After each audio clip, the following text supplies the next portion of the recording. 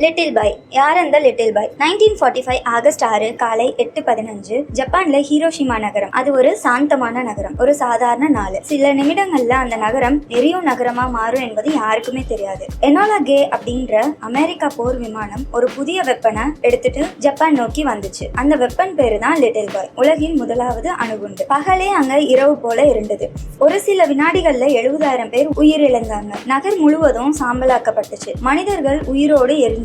சிலர் தண்ணி கேட்கும் நிலையில குரலே வராத அளவுக்கு காயமடைஞ்சாங்க. யுரேனியம் 235 அடிப்படையில உருவாக்கப்பட்ட அந்த லிட்டில் பாய் என்ற அணுகுண்டு ஜப்பான்ல பெரிய தாக்கத்தை ஏற்படுத்தியிருக்கு. எதுக்காக இந்த மாதிரி பண்ணாங்க அப்படின்னா, 1941ல ஜப்பான் அமெரிக்காவோட பியர்ல் ஹார்பர் அப்படின்ற கடற்படை தளத்தை தாக்கியதால அமெரிக்கா இவ்வாறு தாக்கியிருக்காங்க. அப்படிப்பட்ட லிட்டில் பாய் என்ற அமெரிக்க அணுகுண்ட ஜப்பான்ல வீசிய அந்த நாள் தான் இன்று.